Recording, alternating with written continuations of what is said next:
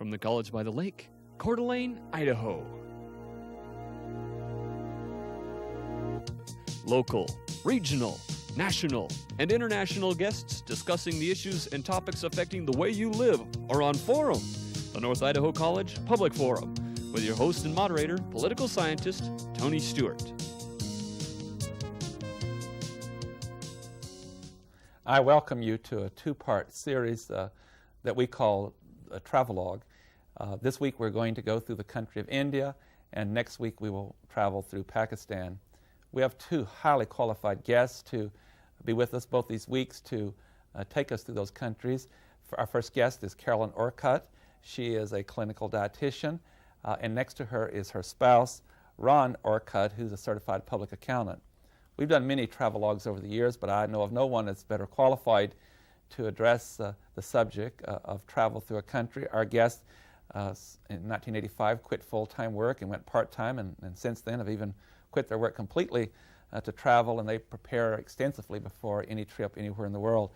They have traveled extensively through Europe, through New Zealand, South America, and more recently Asia.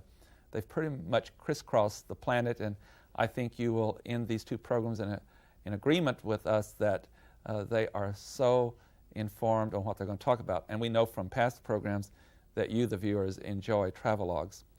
With that, we'll get right into the program, and as always, I'm pleased to have regular panelist Steve Schenck, who is the Dean of College Relations and Development at North Idaho College, and Steve will commence the questioning. Thanks, Tony.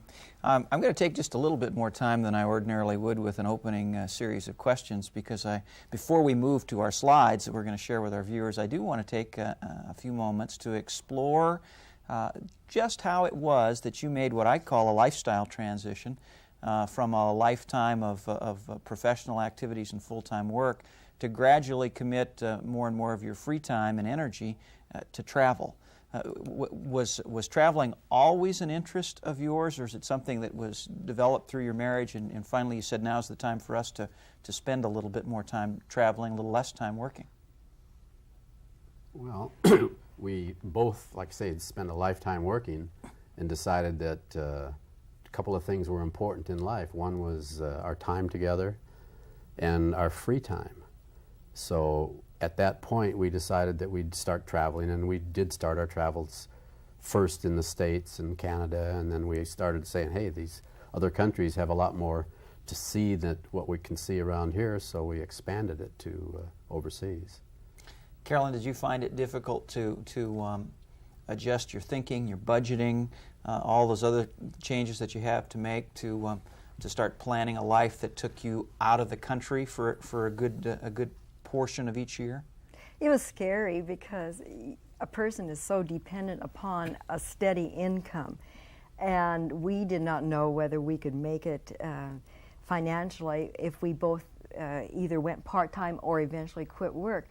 But having gone from full-time work to part-time work, we said, hey, we can do this. And I think working in a medical field, you realize that life is pretty short. And there were two things that I really valued in life, and that was, like Ron said, our time together and our health. And we've always been physically fit. We always felt that exercise was important, and we started backpacking in Idaho and in Canada, and we said, hey, this is just really great. But 3-day weekends just didn't make it, and so. And 2-week and 3-week vacations, we kept coming back and we kept saying, hey, our time is just going and we're not accomplishing what we really want to accomplish. So then we talked about it and we said, hey, let's just go part-time. And sure enough, we did just fine, and we realized that there's only a certain amount of material things that you really need or want. And we decided that we're just going to take longer trips. So now this is a question to the CPA and the family. You had to make some adjustments to cutting back and work. In other words, there were some sacrifices you had to make to be able to do the things together that you wanted to do and travel. Some people travel with going to first-class hotels, and things like that, we would probably be classed as budget travelers. So when we go, we don't stay in the best, we don't stay in the cheapest, but we try to stay at the low end so that our travel dollars will last much longer than what some people would spend if they went first class and 5-star hotels all the way. Well, I think there's something we're going to see when we get to the slides that are coming up soon. There's a sort of a theme that runs through your travels, and I'm going to ask you about that in just a second too. What it is that sort of anchors all of your choices about where you're going to go. But also, from our brief discussions before the show, I take it that a lot of times you aren't in a hotel at all, but you're in a tent somewhere. So tell me a little bit, Carolyn, if you would, about what you keep going back to whenever you plan these trips. Freedom and the feeling of total independence. I can think of nothing that gives me the feeling of freedom as does backpacking and having all your essentials with you. And it's life to me in its simplest. There are no major decisions. I mean, when you do make a decision, it's pretty black and white. Where are you going to stay for the night? Where are you going to sleep? Where are you going to pitch the tent? What are you going to eat, which is already limited to what you're carrying with you. So I like the idea of living simply, and we have learned that to be happy does not require a lot of material things. And apparently, though, and this is what I was getting at too in my question, you keep going back to the mountains. Virtually all the trips you've made to Europe, to South America now, and in Asia have been centered around treks in the mountains. Is that correct? That is correct. We just have this fascination of the high peaks, and while we're not mountain climbers per se, we like to go into the mountainous areas and walk up to the bases, and if it's relatively safe, we'll climb as high up as we can go.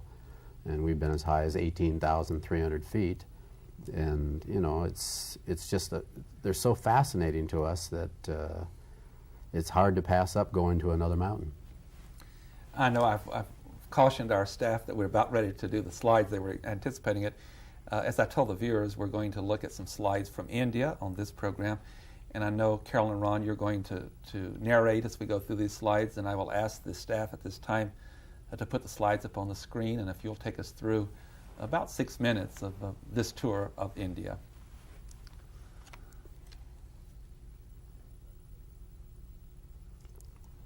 We started our trip in the city of Leh in India, northern India. It borders with Tibet. That's how far north we were in India. And we were on top of the one monastery, and this is the view of the entire area.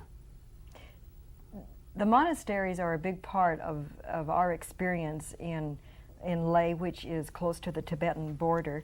The monasteries have children to old men who stay here, and we attended the big Hemis festival, and this is some of the artwork that we saw at the festival. This was a darling little boy. The Hemis festival had many dances. This is one of the masked dancers that they perform to ward off the evil spirits, and it's a 2-day affair, and all the locals travel to come and see the monks perform. And it's quite an interesting thing to watch all the people, such as the local ladies, and they wear a lot of elaborate jewelry, and they're just totally so different from what we see here. These people had walked for miles to attend the festival, and it was as much fun for them as it was for us. We spent 11 days in Leh basically to get acclimatized, as well as taking in the cultural advantages of seeing the monasteries. We started our trek then through the Zanskar range at Lama Yuru, and this is a group of the children that came to greet us as we went through the area. We followed river valleys, crossed over 9 different mountain ranges in a period of 21 days. This particular pass is approximately 17,000 feet that we're about to climb over. We would go over the pass, down into the villages where we would see many of the Mani stones that you're looking at, which have the carvings of the prayers written on them. And as you go down into the villages, you would experience the people. This happens to be our pony man. We had 3 ponies, and we had the pony man who took us through this particular area. We are now sitting on top of another pass, which is also about 17,000, and here we're looking down into the next valley. You can see the trail as it goes up the side of the peak, and this is looking at the Zanskar range from the top of one of the passes. This very dry, arid area. We had many streams, side streams to cross. Some were a little scary, but we used a lot of caution. You can see our trail zigzagging up the side of the mountain there. We had to do about 3,000 vertical feet in a short hour and a half. This is a small village along the way, very typical of how the people live. And here you see a young girl carrying her little brother. The older children in a family take care of the younger, and this is another monastery that is built into the cliffside. And basically we were following the monks who traveled along the same paths that we were traveling, from one monastery to another. One of the tragedies was that a monk drowned in this fast-flowing stream the day before we arrived. And here's our pony man and our horses carrying all our gear. We just carried a light pack with our needs for the day. This was a 21-day trek. We could have gone over this twig entwined bridge. We chose not to. We found another route to this particular monastery. As you can see, there's a cave. This is a sacred cave that we went into. This is another village where the progress, as you can see, they have solar cells on the roofs to provide electricity. And here is a Mani stone where they place these in long walls, and they're prayers. You can see the length of the wall there. It's all filled with carved stones. This is a very arid region. We're heading toward the peak in the distance there, and we're going to be heading up to another close to 18,000 foot pass. We did go over a lot of snow. It wasn't any problem for us, and it wasn't any problem for the ponies. This is our tent. We basically had the best equipment that we could bring from home with us, and we felt really good about ourselves as we traveled with the pony men. And this is a little child that is riding on the back of a pony on the pass. The people are very picturesque and all self-sufficient. Most of them live in this dry area and eke a living out of it. And you can see that the snow, we were a little early in the year and there was still quite a bit of snow. The concern was that the horses would fall through the snow. Here's a flying fox taking Carolyn across one of the raging rivers. You get into the little box and they pull you across. This is one of the last villages that one of the final villages, and it just happened that the Dalai Lama was going to be speaking here. And people from all over, from all the surrounding villages in northern India were traveling to hear the Dalai Lama speak. And it was a wonderful experience for us, and it was a great way to end this 21-day trek in northern India. As we come to Manali, we had to cross over some of these terrible road washouts. We had rented a little Jeep with a driver, and only the little Jeeps got through. None of the buses were able to make it. Otherwise, we would have had to spend several days before they cleared the roads. And in the town of Manali, then we kind of recuperated from our 21-day trek. That was wonderful how you both took us through that very picturesque trip, and I know that it confirmed what you said about loving the rural areas and the mountains and so forth. Carolyn, if I can start with you, I have a couple or 3 questions, then we'll go back to Steve. I did a little review before the program knowing it was going to be on India. India is such a huge country, I say, particularly in population. Next to China, it's got the largest population, and it's a complex country with real division in religion, as we all know. And just give us a little bit, because that's one thing I know that you both do before you go and then while you're there. Tell us a little bit about the demographics of India and its people. India is really interesting because you have the Buddhist culture, you have the Hindu people, and you have the Muslims. And there are problems intermingling at times between the various religions. And there are always conflicts, especially along the India-Pakistan border. And in northern India, as you get up into west of Leh is where you have the problems, especially between the Muslims and the Hindus. Ron, would you like to add to that in relation? I know that when Gandhi led the movement for independence from Great Britain, that was one of the things he had to deal with, was this really difference in life and the conflict and even the violence that he had to combat. Tell us a little more about the social life and... Well, several years ago we were up in Srinagar, which is near the Pakistani border, and there's a large population of Muslims there, and they would like to have primarily their own country, an independent nation. And India says, no, we won't do this. Pakistan said, well, when the partition happened, they drew the ceasefire line arbitrarily. And this is a great contention between Pakistan and India at this point. They, obviously both want more of the area. But Srinagar has actually turned into a very unsafe place right now because of all the mujahideen that's operating there. If you listen to the Pakistanis, they're saying that the Indians are annihilating the population to try to suppress them. If you listen to the other side of the coin, they're saying, no, it's the mujahideen that's causing all these problems. So it's really sad that this beautiful country can't be settled, in some other way other than fighting and killing people. One more question before I go back to Steve, for either one of you. How about the economy of India? What are the conditions, and what are some of the most primary industries and work, other than, I know agriculture would be one? Well, in the rural areas, obviously you have all your agriculture, and they try to make carpets and tourist type things that they can sell. But a lot of the industry that we see in the small areas is just self-sufficiency to try to survive and grow their own food. Steve Sheen. It was pretty clear to me, looking at those pictures, that 21-day trek you took in India is not for everyone.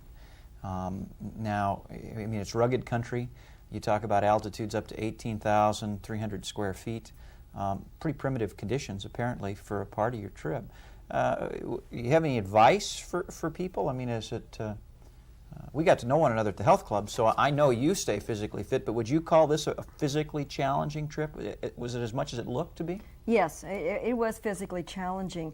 I would say that if we had not prepared ourselves physically by exercising regularly and keeping ourselves physically fit, that it would be impossible to do. It's not something you want to go on without being physically prepared as well as mentally prepared for the lack of sanitation, the lack of facilities, the difficulties of getting around, delays, a lot of unknowns. I think if a person is going to do a trip like this, they have to be prepared that things are not going to go smoothly or as you think they might go on a day-to-day basis, and be prepared for unknowns. And that is just part of accepting this kind of travel, and be open to the people.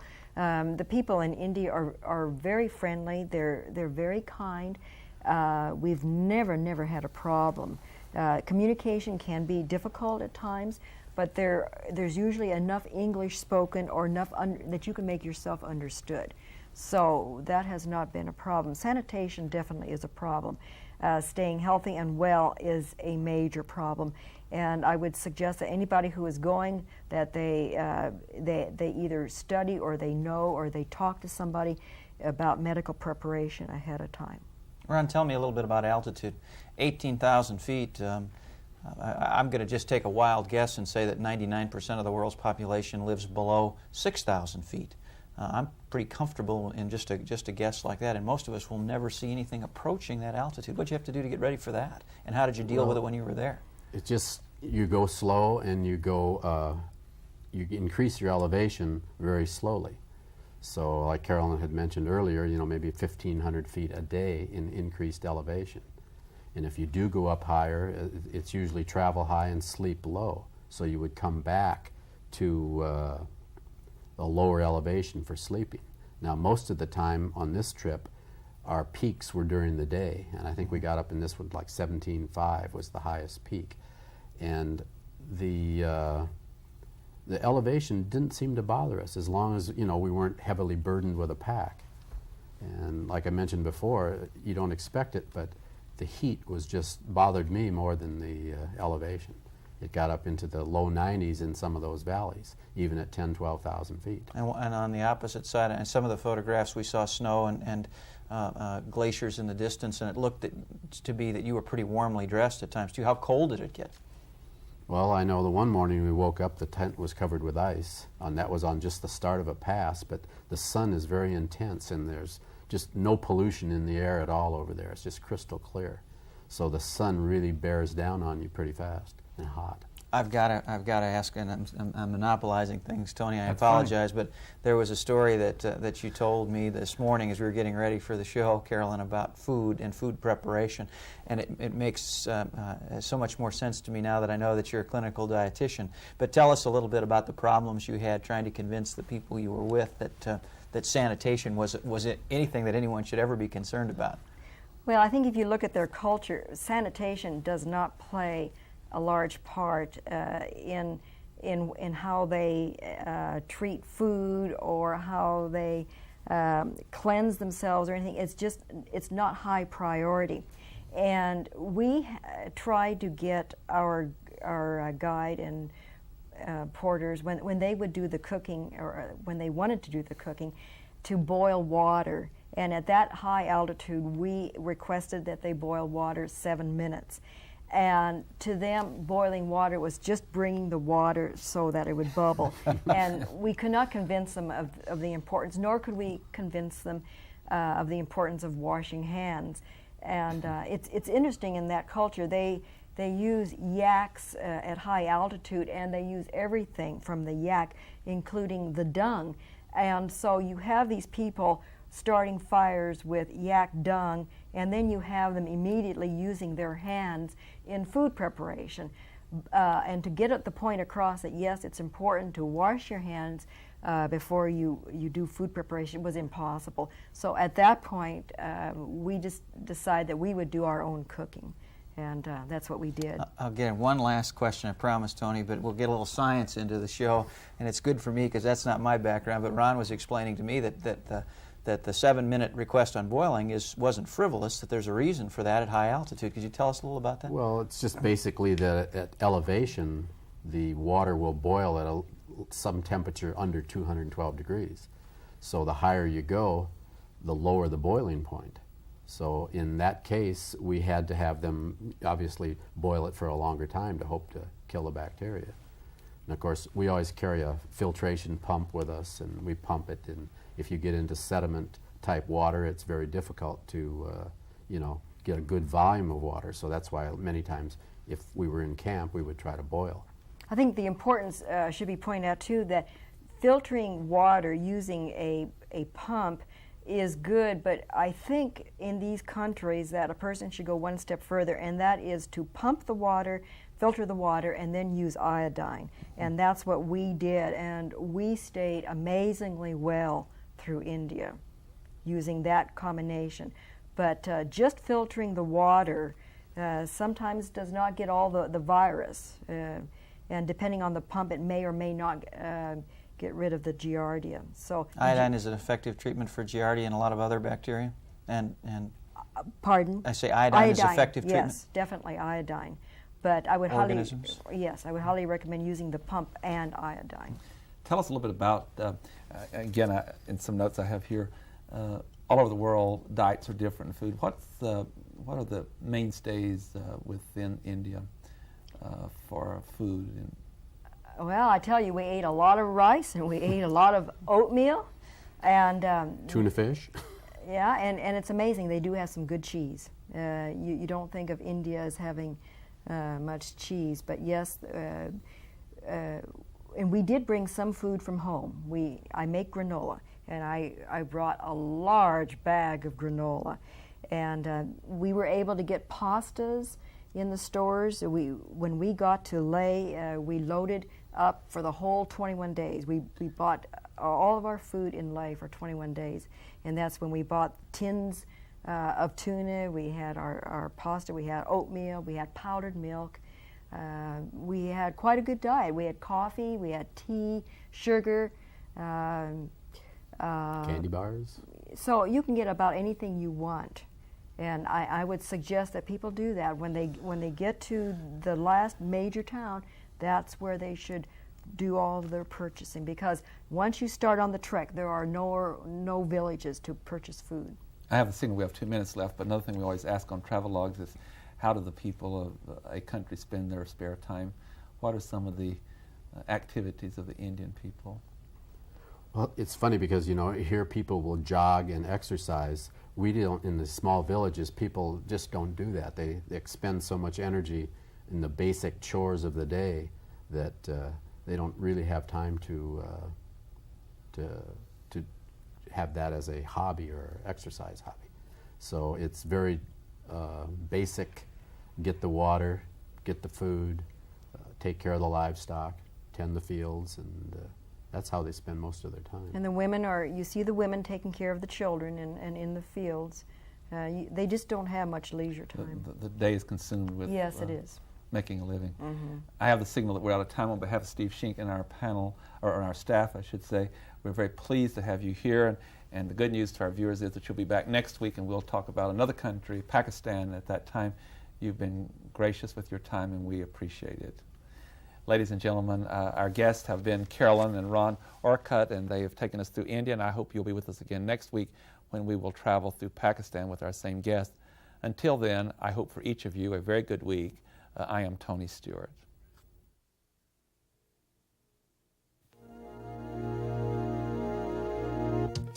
The North Idaho College Public Forum was videotaped live from the studios of Instructional Technology on the campus of North Idaho College for viewing at this more appropriate time. We invite you to join us again next week for another all-new edition of the North Idaho College Public Forum on this public television station.